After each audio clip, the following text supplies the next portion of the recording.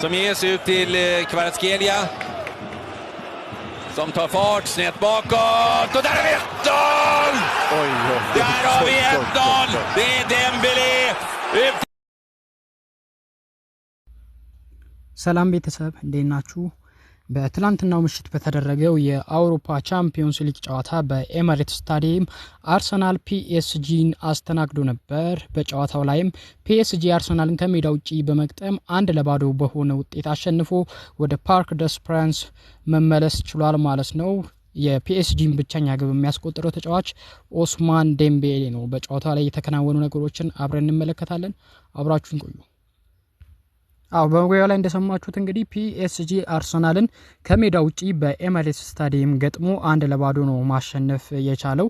በጨዋታው ላይ በጣም ድንቅ እንቅስቃሴን ሲያሳዩ የነበሩት ፒኤስጂዎች ናቸው። ከአርሰናል በላይም የኳስ ቁጥጥርም ተቆጣጥረው ነበር። በተለይ በመጀመሪያዎቹ 30 ደቂቃዎች እስከ ረፍት ድረስ ማለት እንችላለን ጨዋታውን ሙሉ በሙሉ የተቆጣጠረው ፒኤስጂ ነው። እንዲያውም ጨዋታው ላይ የአርሰናል ተጫዋቾች የሌሉ እስኪመስል ድረስ በጣም ጨዋታውን ተቆጣጥረውት ነበር ብንል ማካበድ አይመስለኝም ማለት ነው። የፒኤስጂን ብቸኛ ግብ ያስቆጠረው እንግዲህ ኦስማን ዴምቤሌ ነው። ከዴምቤሌ በጀምር ይሻላል ማለት ነው። እንግዲህ እስካሁን ድረስ ፒኤስጂ ከአርሰናል ጋር ባደረጓቸው ጨዋታዎች ፒኤስጂ አርሰናል አሸንፎ ያውቁም ነበር። ነገር ግን በትላንትናው ዕለት አርሰናልን ማሸነፍ ችለዋል ማለት ነው። በተለይ ይህንን ድል ደግሞ ለየት የሚያደርገው አርሰናል ወደ ቻምፒዮንስ ሊግ ከተመለሰ በኋላ ማለት ነው አምናና ዘንድሮ በኤሚሬትስ ባደረጋቸው እያንዳንዱ ጨዋታዎች ላይ አልተሸነፈም ነበር። ዘንድሮም በእያንዳንዶቹ የኤሚሬትስ ጨዋታዎች አልተሸነፈም። አንድ ጨዋታ ብቻ ነበር አቻ የወጣው። ነገር ግን በፒኤስጂ በትላንትናው ዕለት መሸነፍ ችሏል ማለት ነው። እንግዲህ ግቧን ያስቆጠረው ኦስማን ዴምቤሌ ነው። ገና ኤርሊ ጎል ነበር ማለት ነው።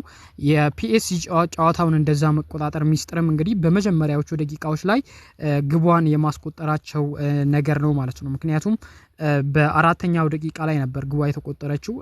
የግቧን መቆጠር ተከትሎ እንግዲህ ፒኤስጂዎች ከሜዳቸው ውጪም ስለሆነ የሚጫወቱት የሚያጡትም ነገር ስለሌለ አርሰናልን እጅግ በጣም በልጠው ነበር ያመሹት ብለን መናገር እንችላለን ማለት ነው። እናም እንግዲህ ፒኤስጂ በዘንድሮ የውድድር ዘመን ሲቲን ማሸነፍ ችሏል። ከእንግሊዝ ቡድኖች ጋር አስቶን ቪላ ማሸነፍ ችሏል። ሊቨርፑልንም ማሸነፍ ችሏል። እንዲሁ ደግሞ አሁን ደግሞ አርሰናልን አሸንፏል። ከእንግሊዝ ቡድኖች ጋር በተደረጉ እያንዳንዱ ጨዋታዎች ላይ ፒኤስጂ ማሸነፍ ችሏል ማለት ነው። ከዛ ውጪ ግን አንዳንድ ተጫዋቾችን መመልከት ያለብን ይመስለኛል። እንግዲህ በትላንትናው ዕለት ግን ከሁሉም በላይ ስለ ኦስማን ዴምቤሌ እንጀምር ማለት ነው። 2025 ከገባ በኋላ 25 ግቦችን አስቆጥሯል። እንዲሁ 30 የግብ ተሳትፎችን ደግሞ አድርጓል። 5 አሲስቶችን ደግሞ አድርጓል ማለት ነው። ስለዚህ ኦስማን ዴምቤሌ 30 የግብ ተሳትፎች አሉት በአምስቱ ታላላቅ የአውሮፓ ሊጎች ማለት ነው። የሱን ያክል ብዙ የግብ ተሳትፎ ያደረገ ተጫዋች የለም 2025 ከገባ በኋላ። በግብ ብቻ ደግሞ ከለካ ነው ቢያንስ ከአንዱ ተጫዋች በ5 የጎል ልዩነት ይርቃል ማለት ነው ተከታዩ ደረጃ ላይ ካለው ተጫዋች ማለት ነው። በእርግጥ ጨዋታው ሳይጠናቀቅ ነው በህመም ምክንያት ጨዋታውን አቋርጦ የወጣው። እሱም እንግዲህ ከጨዋታው በኋላ እንደተናገረው ትንሽ ህመም ተሰምቶኝ ነበር ግን ምንም ከባድ ነገር አይደለም ምናምን ሲል ነበር ማለት ነው።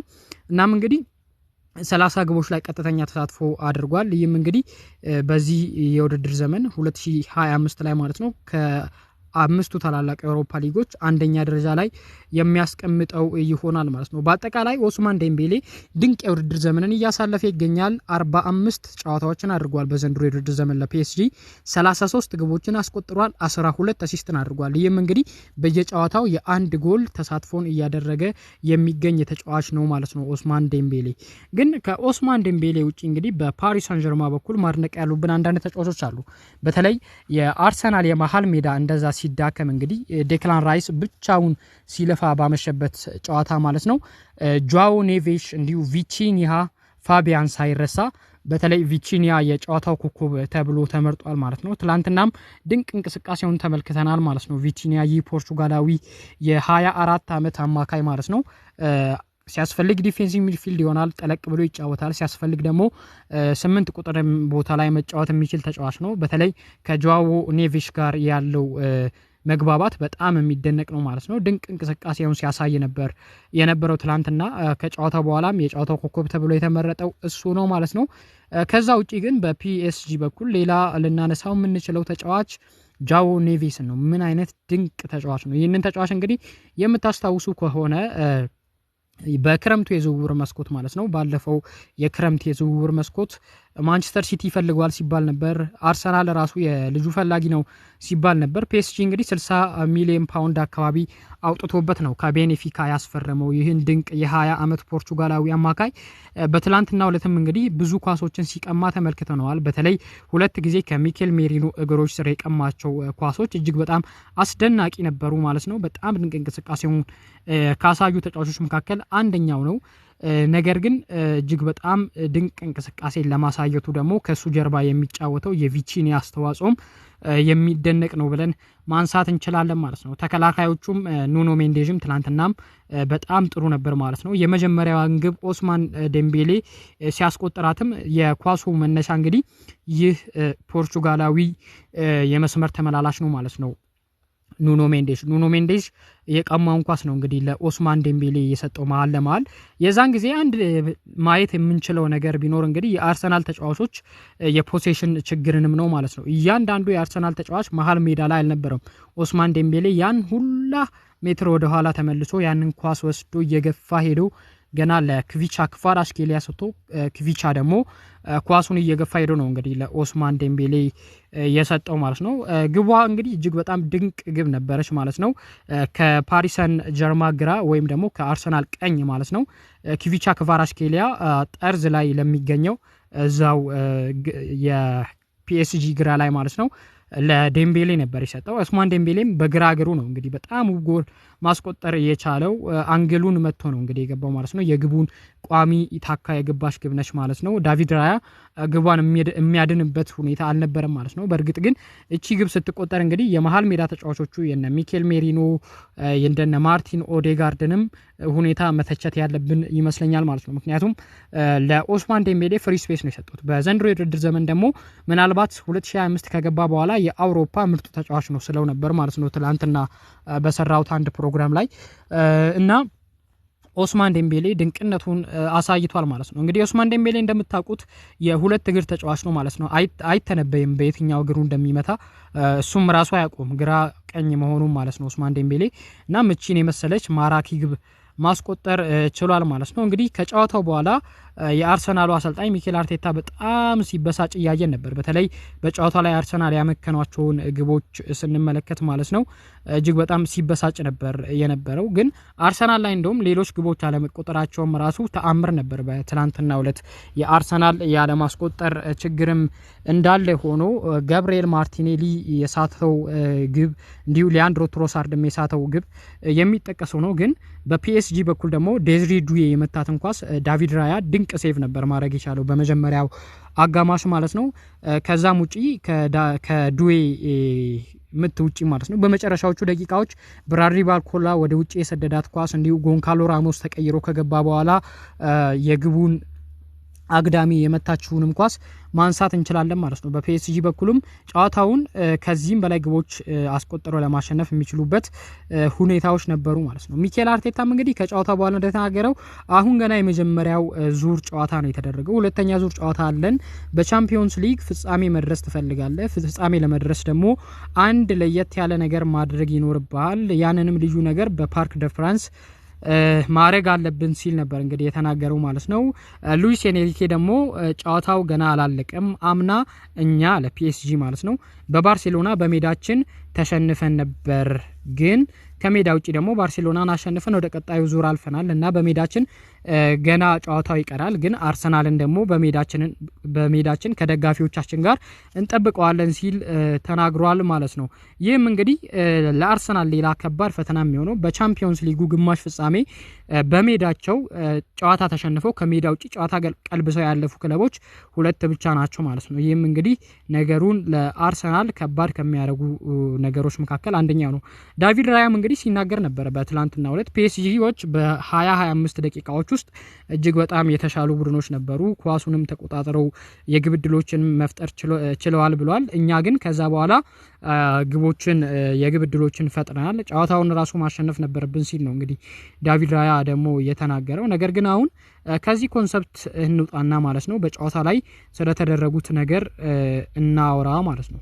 በጨዋታ ላይ ቅድም እንደተጠቀስኩት ኦስማን ዴምቤሌ ነው ግቧን ያስቆጠረው። ግቧን ሲያስቆጠር የነበሩ ስህተቶችን ተናግሬ ያለው ነገር ግን አሁን አንዳንድ ዲቴሎችን ማየት ያለብን ይመስለኛል ማለት ነው በአርሰናል በኩል እንግዲህ በትላንትና ዕለት ከጨዋታው በፊት ስናገርም እንደነበረው ቶማስ ፓርቴ በቅጣት ምክንያት በዚህ ጨዋታ ላይ አይሰለፍም ነበር ማለት ነው። ምክንያቱም በሁለት ተከታታይ የኤሚሬትስ እና የሳንቲያጎ በርናቡ የማድሪድ ጨዋታዎች ላይ ቢጫ ካርዶችን በማየቱ የትላንትናው ጨዋታ አምልጦታል ማለት ነው። ይህም እንግዲህ የአርሰናልን የፖሴሽን ወይም ደግሞ የኳስ መቆጣጠር ሁኔታ ያበላሸው ነው። ምክንያቱም ቶማስ ፓርቴ ጉዳቱ ነው እንጂ የሚያስቸግረው ምናልባት ከፕሪሚየር ሊግ ምርጥ ዲፌንሲቭ ሚድፊልደሮች በተለይ በቦል ፕሮግሬሽን ወይም ደግሞ ኳስ በማሰራጨት ደግሞ ከምርጥ 2-3 ተጫዋቾች መካከል አንደኛው ቶማስ ፓርቴ ነው ማለት ነው። ነገር ግን በትናንትናው ዕለት አርሰናል ይህንን የመሃል ሜዳ ተጫዋች አልተጠቀመበትም ማለት ነው በቅጣት ምክንያት። እናም ቶማስ ፓርቴ በጨዋታው ላይ ባለመኖሩ ምክንያት አርሰናል አንዳንድ ሽግሽጎችን አድርጓል። እነኚህንም ነገሮች እንመልከት። በሳንቲያጎ በርናቡ ላይ በተደረገውም ጨዋታ እንዲሁ በኤሚሬትስን ጨዋታ እንግዲህ ከማድሪድ ጋር ማለት ነው በተደረጉ ጨዋታዎች የጨዋታው ኮከብ ሆኖ ወጥቶ የነበረው ዴክላን ራይስ ነው። ዴክላን ራይስ ደግሞ የጨዋታው ኮከብ ሆኖ የወጣባቸው ምክንያቶችን ስንመለከት አንደኛ 8 ቁጥር ሆኖ ስለተጫወተ ኢነርጂውን ለአርሰናል ፕሬሲንግ ስላባከነ ወይም ደግሞ አርሰናል ፕሬስ ሲያደርግ ከኋላ ፓርቴ ስላለለት ከኋላውን ሳያስብ ወይም ጀርባውን ሳያስብ ነበር በነፃነት ሲጫወት የነበረው ማለት ነው። እናም ድንቅ እንቅስቃሴውን አስመልክቶናል በሁለቱም ጨዋታዎች። በዚህ ምክንያት እንግዲህ የዴክላን ራይስን ኢነርጂ ደግሞ አርሰናል አጥቷል ማለት ነው። ከዛ ውጪ ዴክላን ራይስ በቶማስ ፓርቴ ቦታ ላይ ነው ጫወተው። ዴክላን ራይስ እንግዲህ ወደ አርሰናል የመጣበትም አንደኛው ምክንያት ቶማስ ፓርቴ እንዲተካ ወይም ደግሞ በ6 ቁጥር ቦታው ላይ እንዲጫወት ነበር። ነገር ግን ዴክላን ራይስን ከ6 ቁጥርነት ይልቅ በ8 ቁጥርነት መጠቀም የተሻለ ሆኖ ስለተገኘ ሚኬል አርቴታ እሱን በ8 ቁጥርነት እየተጠቀመበት ይገኛል ማለት ነው። ነገር ግን ትላንትና ከብዙ ጊዜያት በኋላ በእርግጥ በኢፕስዊቹ ጨዋታ ላይ ይመስለኛል ዴክላን ራይስን ወደ ኋላ ስቦት አጫውቶት ነበር። ነገር ግን ከብዙ ጊዜያት በኋላ ነው እንግዲህ በዲፌንሲቭ ሚድፊልደርነት እየተጫወተ ያለው ማለት ነው ዴክላን ራይስ። አምናም ቢሆን ቶማስ ፓርቴ ባይኖርም ጆርጂኒዮ ነበረበት። ጆርጂኒዮ ደግሞ በጣም ጥሩ ቦል ፕሌይንግ ፕሌይሜከር ማለት እንችላለን ማለት ነው። ዲፕ ላይን ፕሌይሜከር ነው፣ ወደ ኋላ ተስቦ የሚጫወት ግን ፕሌይሜከር የቡድኑን ማጥቃት የሚያስጀምር አይነት ተጫዋች ነው ማለት ነው። ከኳስ ጋር ጭራሽ የሚታማ ተጫዋች አይደለም ማለት ነው። ምናልባት ለኔ ከኳስ ጋር ካዩዋቸው ምርጥ ተጫዋቾች መካከል አንደኛው ጆርጂኒዮ ነው ማለት ነው ዲፌንሲቭ ሚድፊልድ ቦታ ላይ እና ጆርጂኒዮንም መጠቀም አልቻለም ማለት ነው በጉዳት ምክንያት ሚኬል አርቴታ ማለት ነው። ስለዚህ ዴክላን ራይስን ወደ ኋላ መመለስ ነበረበት። ዴክላን ራይስን ወደ ኋላ ከተመለሰ ደግሞ በዴክላን ራይስ የሚገኘውን ያንን የማጥቃት ኢነርጂ ያንን የፕሬሲንግ ኢነርጂ ያጠዋል ማለት ነው። ከሱም ውጪ እንግዲህ የዴክላን ራይስ ሚና ወደ ኋላ መሳብ ብቻ ሳይሆን አጥቂ ሆኖ በቅርብ ጊዜያት ጥሩ እንቅስቃሴን ሲያደርግ የነበረው ሚኬል ሜሪኖም እንግዲህ እንቅስቃሴው ወደ ኋላ ተገድቧል ማለት ነው። ምክንያቱም በዴክላን ራይስ ቦታ ላይ ደግሞ የሚጫወት ተጫዋች ስለሌለ ሚኬል ሜሪኖን በዴክላን ራይስ ቦታ ላይ እንዲጫወት ተደርጎ ነበር ማለት ነው። እሱም እንግዲህ ወደ ኋላ በመመለሱም እንዲሁ ገና ወደ ኋላ ከተመለሰ በኋላ ደግሞ ያንን የሱን ኢነርጂ ደግሞ አርሰናል ፊት መስመር ላይ ስለሚያጣው የሱን የፕሬሲንግ ኢነርጂ ከማድሪድ ጋር ካስታወሳችሁ በመጀመሪያው ጨዋታ 44 ጊዜ መሰለኝ ፕሬስ ያደረገው። ከፉላም ጋር በተደረገ አንድ ጨዋታ ላይ ደግሞ 41 ጊዜ ነው ሚኬል ሜሪኖ ፕሬስ ያደረገው ወይም ደግሞ የተጋጣሚ ቡድን ተጫዋቾችን ጫና ውስጥ የከተተው ማለት ነው። እናም ብዙ ጊዜ ኳስ የሚቀማ ተጫዋች ነው ከፊትም ሲጫወት ማለት ነው። የሱንም ኢነርጂ ነው እንግዲህ ማጣት የቻለው ማለት ነው አርሰናል ከፊት መስመሩ እና ሚኬል ሜሪኖ ወደ ኋላ በመመለሱ ምክንያት ደግሞ አንድ ተጫዋች የቋሚነት እድልን ማግኘት ይችላል ማለት ነው። ሊያንድሮ ትሮሳርድ ደግሞ አጥቂ ሆኖ ጨዋታውን ቢጀምርም ነገር ግን በጣም የተዳከመ አይነት ተጫዋች ነው። እንግዲህ ሊያንድሮ ትሮሳርድ እንደምታውቁት ከኳስ ጋር ያለው ነገር ሙሉ በሙሉ የሚታማ አይደለም። በጣም የሚችል ነው ከኳስ ጋር ኳስ በጣም የሚችል በጣም ጥሩ ድሪብል የሚያደርግ ተጫዋች፣ በተለይ ከክንፍ ሲነሳ ከኳስ ጋር መግባት የሚወድ ጥሩ ክሮሰር እንዲሁ ጥሩ ሹተርም ጭምር ነው። ከኳስ ጋር ደግሞ የተረጋጋ ተጫዋች ነው። ነገር ግን ሊያንድሮ ትሮሳርድ ከኳስ ውጪ ብዙም የሚለፋ ተጫዋች አይደለም። በእርግጥ አሁን 30ኛ አመቱንም ይዟል ማለት ነው። በእድሜም ትንሽ ገፋ ያለ ነው ማለት ነው ከአርሰናል ሌሎች ተጫዋቾች አንፃር ሲታይ። ይህም ብቻ ሳይሆን ሊያንድሮ ትሮሳርድ እንግዲህ እንደምታስታውሱት ቋሚ ሆኖ ከሚጀምር ተቀይሮ ቢገባ ጨዋታ ላይ የሆነ ነገር ያሳድራል ተብሎ የሚጠቀስ አይነት ተጫዋች ነበር የነበረው። ነገር ግን ሊያንድሮ ትሮሳርድ ቋሚ ሆኖ ሲጫወት ደግሞ የ90 ደቂቃ ተጫዋች በጭራሽ አይደለም። ሊያንድሮ ትሮሳርድ 90 ደቂቃ ጭራሽ መጨረስ የሚችል ተጫዋች አይደለም። ትናንትና ግን ሙሉ 90 ደቂቃውን ነው መጨረስ የቻለው ማለት ነው ሊያንድሮ ትሮሳርድ ማለት ነው። እና በጨዋታውም ላይ ምናልባት አንድ ግብ ሊያስቆጥር የሚችልበት ሁኔታ ነበር ማለት ነው። ግን ያቺንም አልተጠቀመበትም። እናም ጂያንሉጂ ዶናሩማም ደግሞ በጨዋታው ላይ እጅግ በጣም ድንቁን እንቅስቃሴ ትላንትናም አሳይቷል ማለት ነው። በእርግጥ ትላንትና 5 ኳሶችን መልሷል። ስናየው ብዙ ነው። ነገር ግን ከ5ቱ 2ቱ ናቸው እንጂ የተቀሩት 3ቱ ብዙም ለግብነት የሚቀርቡ ግቦች አልነበሩም፣ ኳሶች አልነበሩም ማለት ነው። ግን ትላንትና በተለይ ከጋብሪኤል ማርቲኔሊ እና ከሊያንድሮ ትሮሳርድ ስር የመለሳቸው ኳሶችም የሚደነቁ ናቸው። ከአስቶን ቪላ ጋርም እንግዲህ እንዲሁ 5 ሴቮችን ነው ማድረግ ችለው የነበረው ይህ ጣሊያናዊ ግብ ጠባቂ ማለት ነው።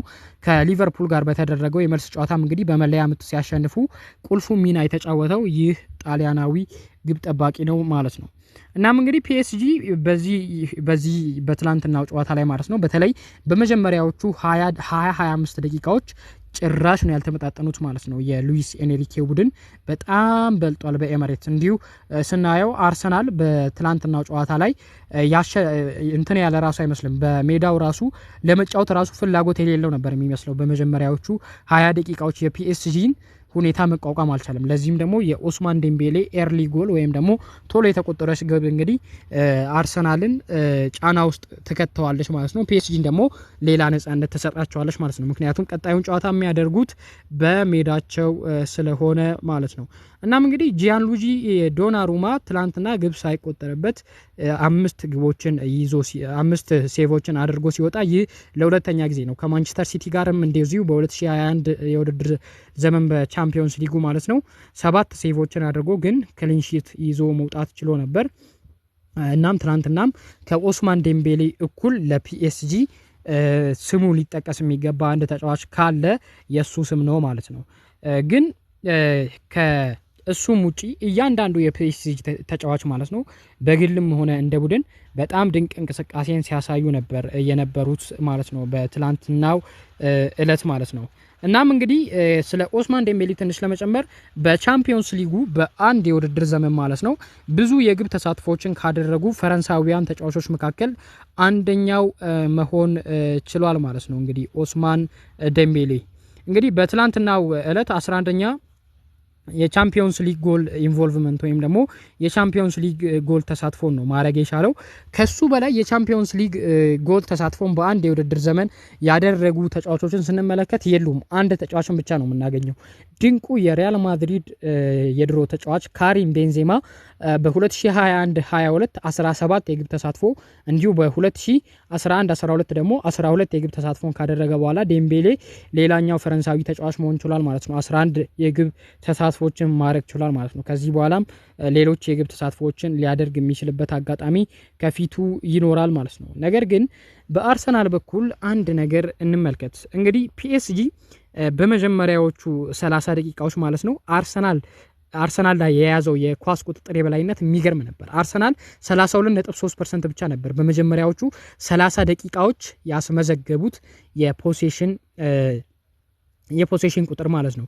ፒኤስጂ ይህ ማለት እንግዲህ ፒኤስጂ ወደ 68% ገደማ የኳስ ቁጥጥርን የያዘ ቡድን ነበር በመጀመሪያዎቹ 30 ደቂቃዎች። አስቡት፣ ጨዋታው ደግሞ የተደረገው በኤሚሬትስ ነው። ይህ ምንን ያሳየኛል ለኔ ፒኤስጂ ምን ያክል እየተረጋጋ ያለ ቡድን መሆኑን፣ ምን ያክል ቀን በቀን እየተሻሻለ ያለ ቡድን መሆኑን፣ ከጫና ነፃ የሆኑ ተጫዋቾች እንደ ቡድን በጣም የሚታትሩ ተጫዋቾች መሆናቸውንም የሚያሳይ ነው ማለት ነው። ከዛም ውጪ እንግዲህ ግን ከ30ኛው ደግሞ እስከ 60ኛው ደቂቃ 50% ነበር አርሰናል ኳስ መቆጣጠር የቻለው ማለት ነው። ከዛ በኋላ ነው ቢያንስ የተሻለውን ነገር ማድረግ የቻሉት። ግን በአርሰናል በኩል ደግሞ አስደንጋጭ ነገሮች አልነበሩ ማለት አይደለም። በተለይ ልክ ረፍት ሊወጡ ሲሉ ማለት ነው ጋብሪኤል ማርቲኔሊ ያገኛት የግብ አጋጣሚ፣ በነገራችን ላይ የዚችን ግብ ፈጣሪ የነበረው ደግሞ የ18 ዓመቱ ድንቅ የአርሰናል ተጫዋች ማለት ነው። በጣም ሳይጠበቅ ነው ድንቅ እንቅስቃሴን በዘንድሮ የውድድር ዘመን እያደረገ የሚገኘው ማይለስ ሉዊስ ስኬሊ ብዙ ተጫዋቾችን ከቀነሰ በኋላ ብዙ ሜትር ኳስ ከገፋ በኋላ ነው ድንቅ ኳስ ለጋብሪኤል ማርቲኔሊ የሰጠው ማለት ነው። ነገር ግን የጋብሪኤል ማርቲኔሊ አንደኛው ችግር የአርሰናል ደጋፊዎች እንደምትሉት ሁሌ ቀና የማለት ችግር ነው። ቀና ማለት አይችልም ልጁ። ጎበጥ ብሎ ነው የሚጫወተው። ግቡን ሳያይ ነው እንግዲህ ኳሱን የመታው ማለት ነው። በዚህ ምክንያት እንግዲህ እሱ በመከናት ግብም አማካኝነት አርሰናል ከረፍት በፊት 1 ነጥብ ይዞ ሳይወጣ ወጥቷል ማለት ነው። ከረፍት በፊት ምናልባት ጋብሪኤል ማርቲኔሊ ያቺን ግብ አግብቶ ቢሆን ኖሮ ከረፍት በኋላ ስለሌላ ነገር ነበር የሚወራ ማለት ነው። ግን ከዛ ውጪም ደግሞ ዴክላን ራይስ 2 አጋጣሚዎች ላይ ይመስለኛል ድንቅ ኳሶችን ነጥቆ ነበር። ወደፊት ጠጋ ካለ በኋላ የሆነ ጊዜ ላይ ወደፊት ጠጋ ብሎ ሲጫወት ነበር ማለት ነው። ምክንያቱም አርሰናል ጫና ውስጥ ነበር። 2 ጊዜ ድንቅ ኳሶችን ነጥቆ አንደኛውን ለሊያንድሮ ትሮሳርድ ከረፍት በኋላ ሰጥቶታል ማለት ነው። ሊያንድሮ ትሮሳርድ በግራ እግሩ የመከረውን ኳስ ግን በድንቅ ሁኔታ ጂያንሉጂ ዶናሩማ አሁንም በድጋሚ አድኖበታል ማለት ነው። ግን ከዛ ውጪ ደግሞ አርሰናልም ግብ አስቆጥሮ ነበር። ልክ ከረፍት እንደተመለሱ በ46ኛው ደቂቃ ላይ ሚኬል ሜሪኖ ላይ በተፈጸመ ጥፋት ምክንያት እንግዲህ የዋይድ ቅጣት ምት ወይም ደግሞ ከሩቅ የተገኘ ቅጣት ምት ለማሻማት የሚሆን ቅጣት ምት አግኝተው ነበር አርሰናሎች። እናም ያንን ቅጣት ምት እንግዲህ ሲሻማ ራሱ ጥፋት የተሰራበት ተጫዋች ሚኬል ሜሪኖ ማስቆጠር ችሎ ነበር። ነገር ግን በጥቂት ኢንቾች ኦፍሳይድ በመግባቱ እንግዲህ ግቧ ተሽራበታለች ማለት ነው። እንዲያውም ዶናሩማ ካስታወሳችሁ በጣም ማን ነው ይሄ ማርኪኒዩስ የተባለው የፒኤስጂ የመሃል ተከላካይ ብራዚላዊው ማለት ነው ከዳኞቹ ጋር በጣም ሲነጋገር የነበረበትንም ሁኔታ ነበር የተመለከትነው ማለት ነው። ከዛ ውጪ ደግሞ ዶናሩማ እያንዳንዱ ሴፍ ሲያደርግ የነበረው ሰለብሬት በጣም የሚለይ ነበር ማለት ነው። እንግዲህ ገና በ56ኛው ደቂቃ ላይ ነበር ሊያንድሮ ትሮሳርድ ያቺን ኳስ ማምከን የቻለው ማለት ነው። በፒኤስጂ በኩልም እነ ብራድሊ ባርኮላ የሳቷቸው ኳሶች ማለት ነው በጣም የሚያስቆጭ መስሎ ይታየኛል እኔ ለፒኤስጂ ማለት ነው። ግን አሁን ስለ አርሰናል አንዳንድ ነገሮችን ለማለት በቀጣዩ ጨዋታ እንግዲህ በሮብ ነው የዛሬ ሳምንት ማለት ነው በፓርክ ደ ፕራንስ ከፒኤስጂ ጋር የመልሱን ጨዋታ የሚያደርጉት ማለት ነው። እናም አሁን ምንም ጥርጥር የለውም ፒኤስጂ አድቫንቴጁን ይዞታል ማለት ነው ወደ ቀጣዩ ዙር ለማለፍ ማለት ነው። እናም ፒኤስጂ ደግሞ በአርሰናል ሜዳ ያሸነፈበትን ፐርፎርማንስ የሚደግም ከሆነ ምናልባት ወደ ፍጻሜ የማለፉ ነገር ከጫፍ የደረሰ ይመስላል ማለት ነው። ግን አርሰናል ደግሞ ከሜዳ ውጪ በጣም ከባድ ቡድን ነው። ሳንቲያጎ በርናቦ ላይ ማድሪድን ያሸነፈ ቡድን ነው። ባለፈው ትላንትና ሲጠቅስ እንደነበረው በፕሪሚየር ሊጉ ደግሞ በትልቅ ቶፕ 6 በሚባሉ ቡድኖች በነ ቶተናም፣ ቼልሲ፣ ሊቨርፑል፣ ማንቸስተር ዩናይትድ፣ ማንቸስተር ሲቲ የመሳሰሉ ክለቦች ማለት ነው ከተሸነፈ በጣም ብዙ ጊዜያት ተቆጥረዋል በሊጉ ማለት ነው። ይህም እንግዲህ ከሜዳ ውጪም በጣም ጥሩ ቡድን መሆኑን ከሚያሳዩ ነገሮች መካከል አንደኛው ነው። በተለይ የቶማስ ፓርቴ መመለስም እንግዲህ እንደ ቀላል ነገር የሚታይ አይደለም ማለት ነው። ስለዚህ በቀጣዩ ጨዋታዎች ላይ አርሰናል ተሻሽሎ ሊቀርብ የሚችልበት ሁኔታ ይኖራል ማለት ነው። ግን እኔ አንድ ጥያቄ ብቻ አለኝ። ጋብሪኤል ማርቲኔሊ እና ማርቲን ኦዴጋርድ እስከ መቼ ነው በአርሰናል ቤት የሚጠበቁት ማለት ነው? በእርግጥ ማርቲን ኦዴጋርድ በቅርብ ጊዜያት ጥሩ አይደለም። ጋብሪኤል ማርቲኔሊ ደግሞ በቅርብ ጊዜያት የተመለሰ እየመሰለ ነበር። ግን ትናንትና አርሰናልን ዋጋ ካስከፈሉ ተጫዋቾች መካከል አንደኛው ጋብሪኤል ማርቲኔሊ ነው ማለት ነው። በእርግጥ ከኳስ ውጪ የሚታማ ተጫዋች አይደለም፣ ግን ከኳስ ጋር በጣም የሚታማ ተጫዋች እየሆነብኝ ነው ለኔ ማለት ነው ጋብሪኤል ማርቲኔሊ። ከሱ ውጪ ግን የቡድኑ አምበል የነበረው ማርቲን ኦዴጋርድ የአምበልነትን ሚና ተወጥቷል የራሱ በትላንትናው ዕለት ምንም አምበል አይመስልም ነበር። ለመጫወት ራሱ ፍላጎት የሌለው ተጫዋች ነበር የሚመስለው። ድሮ የምናውቀው ያ የሱ የፕሬሲንግ ግለትም ጠፍቷል ማለት ነው። በእርግጥ ፕሬስ የማያደርግበትን ምክንያት ሳስበው ካጠገቡ ወይ ሃቨርስ አይደለም ወይ ጄሱስ አይደለም ወይ ሜሪኖ አይደለም ሊያንድሮ ትሮሳርድ ስለሆነ ትሮሳርድ ደግሞ ፕሬሲንግ ላይ ብዙም ያለ ተጫዋች አይደለም ማለት ነው። ከኳስ ጋር ያለው ነገር ነው እንጂ ከኳስ ውጪ ቶሎ የሚደክም ተጫዋች አይነት ነው ሊያንድሮ ትሮሳርድ ማለት ነው። እና ማርቲን ኦዴጋርድም በጣም ደካማ እንቅስቃሴን ካሳዩ ተጫዋቾች መካከል አንደኛው ነው። ነገር ግን በአርሰናል በኩል ደግሞ ጥሩ እንቅስቃሴን ያደረጉ ተጫዋቾችን ስንመለከት ማይለስ ሉዊስ ስኬሊ በትላንትናው ዕለትም እጅግ በጣም ድንቅ ነበር። ለኔ ምናልባት ከአርሰናል ተጫዋቾች በሙሉ ምርጡን እንቅስቃሴ ያሳየው ይህ የ18 ዓመት እንግሊዛዊ ተጫዋች ነው ብዬ ያስባለሁ። ከሱ ውጪ ዴክላን ራይስም ጥሩ ነበር። ከነዚህ ተጫዋቾች ውጪ ምናልባት ዊሊያም ሳሊባም አንድ ምርጥ ታክል አሽራፍ ሀኪሚ ላይ ያለቀ ኳስ ይመስል ነበር። እንግዲህ ያን ጎል አሽራፍ ሀኪሚ በእርግጠኝነት ያገባዋል ብለን የምንናገረው አይነት ግብ ነበር፣ ግን ድንቅ ታክል ገብቶ ማስጣል ችሏል ማለት ነው። ጁሪየን ቲምበርም እንዲሁ ለኔ ቢያንስ የተሻለው ተጫዋች ነበር። ልክ እንደ ማድሪዱ ጨዋታ ሙሉ በሙሉ ኪቪቻ ክቫራትስኬሊያ ማቆም ባይችልም ግን እሱም ጥሩ ከተጫወቱ ተጫዋቾች መካከል አንደኛው ነው። ግን ትላንትና የተመለከትነው አንድ ልዩነት በአርሰናል አጥቂዎችና በፒኤስጂ አጥቂዎች መካከል አንደኛ የፍጥነቱን ነገር ነው ማለት ነው። ሶስቱም ፈጣኞች ናቸው። ዴምቤሌም ዱዌም እንዲሁ ክቫራትስኬሊያም ማለት ነው። በዛ ላይ የፊት መስመሩ በጣም ፍሉዲቲ ያለው በጣም ነው ቦታ የሚቀያየሩት። ክቫራትስኬሊያ ቀኝ ላይ፣ ክቫራትስኬሊያ ግራ ላይ፣ እንዲሁ ክቫራትስኬሊያ መሀል ላይ ነው የምንመለከተው ማለት ነው። ከሱ ውጪ ደግሞ ኦስማን ዴምቤሌም ልክ እንደዛው ማለት ነው። በተለይ ይህንንም እንግዲህ ለማረጋገጥ ወደ ኋላ ተመልሶ የመጀመሪያው ግብ ስትቆጠር ቡድኑን ያደራጀበትን መንገድ ማየት ያስፈልገናል ብዬ አስባለሁ ማለት ነው። በጣም ድንቅ ነገርን ነው ማሳየት የቻለው ማለት ነው ኦስማን ዴምቤሌም። ከዴምቤሌ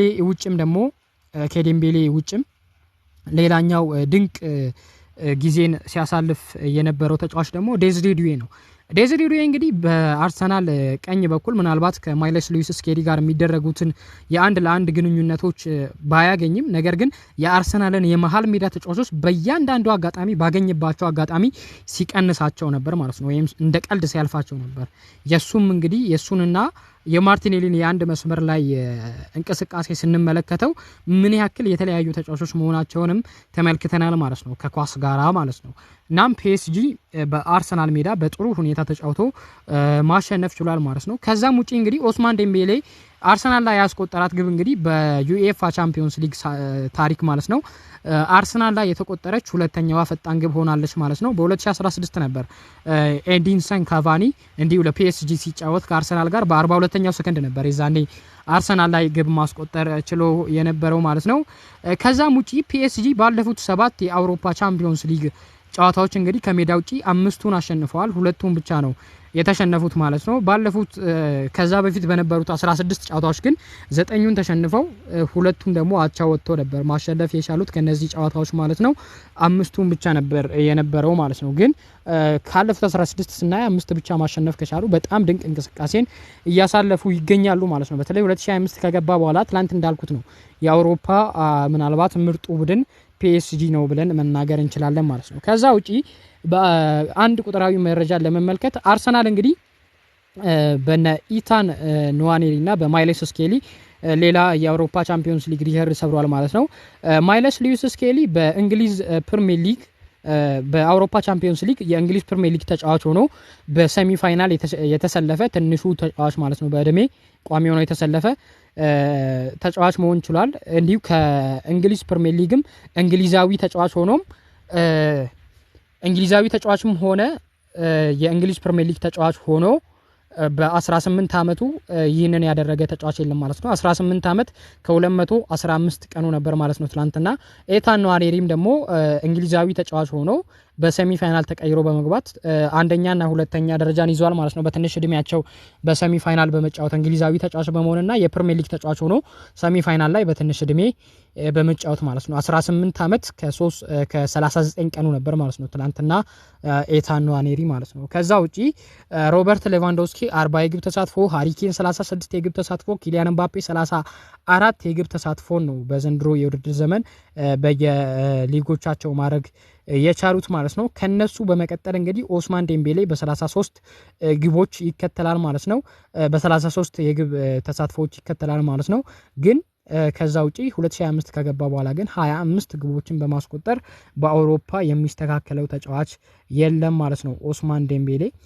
ትላንትና እንግዲህ የአርሰናልና የፒኤስጂ ነገሮች ከሚለዩ ነገሮች መካከል የመሃል ሜዳው ነገር አንስቻለሁ። በተለይ የነ ቪቺኒያ በመሃል ሜዳው ላይ ድንቅ መሆንን አንስቻለሁ ማለት ነው። ግን አንድ ቁጥርን ባነሳላችሁ ተስቃላችሁ ማለት ነው። ዴቪድ ራያ በትላንትናው ጨዋታ ላይ 54 ጊዜ ኳሶችን ነክቷል ማለት ነው።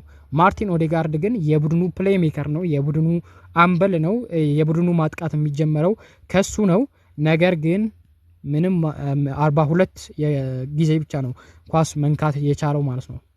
ይህንንም ስንመለከት ሌላ ችግር ሆኖ ይታያል ማለት ነው። ምናልባት አርሰናል የማርቲን ኦዴጋርድን እኔ ትላንትና በጊዜ ቀይሮ ማስወጣት ነበረበት ባይ ነኝ ማለት ነው። ግን ያንን አላደረገም ማለት ነው። እናም እሱም በጨዋታ ላይ ጥሩ እንቅስቃሴን አሳልፏል ብለን መናገር የምንችልበት አጋጣሚ ያለም አይመስለኝም ማለት ነው። በጨዋታው ላይ እንግዲህ ቀደም እንደጠቀስኩት ምናልባት አንድ አጋጣሚ ላይ ብቻ ቡካዮ ሳካ ቢጫ ካርድ ያገኘበትን ሁኔታ በአርሰናል በኩል ከኔጌቲቮቹ በጣም ኔጌቲቭ ብለን መናገር አለበት ማለት ነው። ምክንያቱም ቡካዮ ሳካ እንግዲህ ይቺን ኳስ ማለት ነው ቢጫ ሲሰጠው የተሰጠበትን ምክንያት ስንመለከት ለቡካዮ ሳካ ቢጫው ኑኖ ሜንዴዝን ጥለዋል በማለት ነው። ግን የነካው አይመስልም ነበር። በጣም ተበሳጭቶ ነው ኳስ ወደ ውጭ የመታው።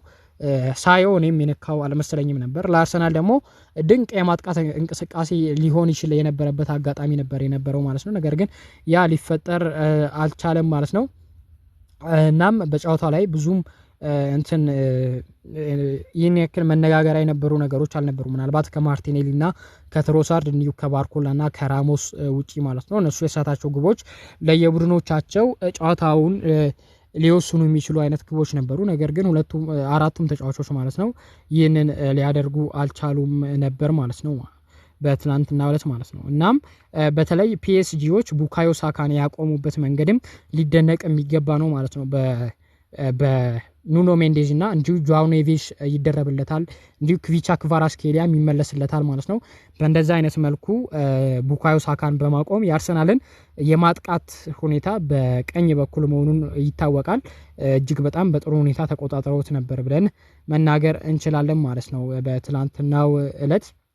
እናም የአርሰናል የፕሬሲንግ መሞትንም እንግዲህ የሚያሳይ ነው ማለት ነው በትላንትናው ዕለት። እናም ትላንትና በጣም ክሮስ ሲያደርግ የነበረው ቡድንም እንግዲህ አርሰናል ነው። ነገር ግን ክሮሶቹ ደግሞ በቆሙ ኳሶች ከማዕዘን ምቶችና ከዋይድ ቅጣት ምቶች ሁላ ሲገኙ የነበሩ ናቸው። በተለይ ዳቪድ ራያ ራሱ ከመሀል ሜዳ የተገኙ የቅጣት ምቶችን ራሱ ወደ ውስጥ ሲያሻማ ራሱ ነበር ስንመለከት የነበረው ከአማራጭ እጦት የተነሳ ማለት ነው በትላንትናው ዕለት ማለት ነው።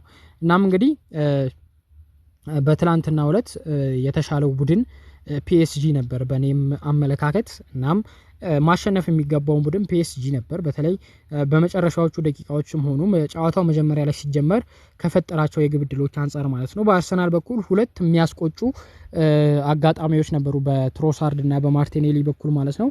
ሁለቱም ተጫዋቾች ያገኙትን አጋጣሚዎች ማምከን ችለዋል ማለት ነው። በጨዋታው ላይ በአጠቃላይ አርሰናል 10 ጊዜ ሞክሯል ማለት ነው ሹቶችን። ፒኤስጂ በአንጻሩ 11 የተሻለ ነው ማለት ነው በሙከራዎች። ነገር ግን አርሰናል ደግሞ ፒኤስጂ 4 ኢላማውን የጠበቁ የግብ ሙከራዎችን ያደረጉት፣ አርሰናል ደግሞ 5 ኢላማቸውን የጠበቁ የግብ ሙከራዎችን ያደረጉት። እነዚህ ነገሮች ማንሳት እንችላለን ማለት ነው። ከዛ ውጪም ደግሞ ማንሳት ካለብን እንግዲህ ኬፓስስ በምንላቸው ግን አርሰናል ከፒኤስጂ ያነሰው ቡድን ነው ማለት ነው። በእርግጥ ከነዚህ ኬፓሶች ደግሞ ባለሳሳት 2 ወይም 3 የመጡት ከማይለስ ሉዊስ ስኬሊ ነው ማለት ነው። እኔ እንደውም ከጨዋታው በፊት ትላንትና ስለ እንደነበረው ማይለስ ሉዊስ ስኬሊ ሚኬል ሜሪኖ አጥቂ ሆኖ ተጫውቶ ማይለስ ሉዊስ ስኬሊ መሀል ላይ አስገብቶ በሌፍት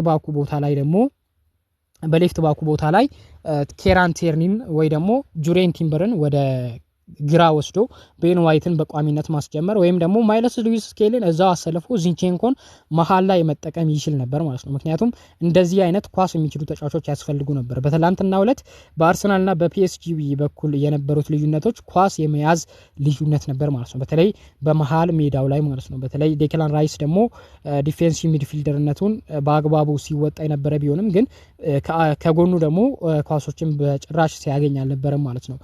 በተለይ ሲረዱት አልነበረም። ቶማስ ፓርቴ ሲኖር ወደፊት ይሄዱ የነበሩ ኳሶች ትላንትና ወደ ኋላ ሲመለሱ ተመልክተነዋል ማለት ነው። ከዛ ውጪ በመከላከሉም እንግዲህ ፒኤስጂ ምናልባት ጥሩ እንቅስቃሴ አሳይቷል ብዬ አምናለሁ ማለት ነው እኔ በበኩሌ። ከዛ ውጪ በኤክስጂ ደረጃ ግን አርሰናል የተሻለው ቡድን ነበር። 1.8 ገደማ ኤክስጂ ነው ያስመዘገበው። ፒኤስጂ ደግሞ 1.16 ኤክስጂ ነው ማስመዝገብ የቻሉት ማለት ነው። እና እነዚህ ነገሮች ማንሳት የምንችል ይመስለኛል ማለት ነው። በቁጥራዊ መረጃዎችም ረገድ ከተመለከትን ግን ትላንትና አርሰናል በጭራሽ በፒኤስጂ በጣም እጅጉኑ ተበልጦ ነው ማለት ነው። በተለይ እኔ አልገመትኩም ነበር አርሰናል በዚህን ያክል መጠን በሜዳው እንደዚህ ይበለጣል ብዬ አልገመትኩም ነበር እኔ በበኩሌ። የብዙ ሰዎችም ግምት እንግዲህ ፒኤስጂ ጨዋታው ላይ 1 ነጥብ ይዞ ለመመለስ ነው የሚፈልገው የሚል ነበር። ነገር ግን በመጀመሪያዎቹ ደቂቃዎች ብናይ በተለይ በፈርስት ሃፉ ብንመለከት ከአንደኛ እስከ 30ኛው ደቂቃ ድረስ የተሻለው ቡድን ፒኤስጂ ነበር ብለን መናገር እንችላለን። ከ30ኛው ደቂቃ በኋላ ነው አርሰናል የተሻለው ቡድን የነበረው። ከረፍት በኋላም የተሻለ ቡድን የነበረው አርሰናል ነበር ማለት ነው። እና ብቻ ፓርክ ደ ፍራንስ ላይ የመልስ ጨዋታ ይቀራል ማለት ነው። እናም ጨዋታው በእርግጥ ማለቁን አላለቀም፣ ግን ፒኤስጂ አድቫንቴጁን ይዞ ወደ ፓርክ ደ ፍራንስ ተመልሷል ማለት ነው። ላይክ ሼር ሰብስክራይብ በማድረግ አብራችሁን እንድቆዩ ጠይቃለሁ ማለት ነው። በዛሬው ዕለት ደግሞ ኢንተር ሚላን ከባርሴሎና የሚያደርጉት ተጠባቂ ጨዋታ አለ ማለት ነው። እሱም ጨዋታ ደግሞ ከጨዋታ በፊት ጊዜ ካለኝ የምለቅላችሁ ይሆናል፣ ፕሮግራም መስራላችሁ ይሆናል። ጊዜ ከሌለኝ ደግሞ ከጨዋታው በኋላ ጨዋታው ላይ የተፈጠሩትን ሁኔታዎች የምንመለከት ይሆናል ማለት ነው። አብራችሁን ስለቆያችሁ አመሰግናለሁ። ግን ለምንድን ነው እስካሁን ሰብስክራይብ የማታደርጉት? ሰብስክራይብ አድርጉ። ደህና ሁኑ።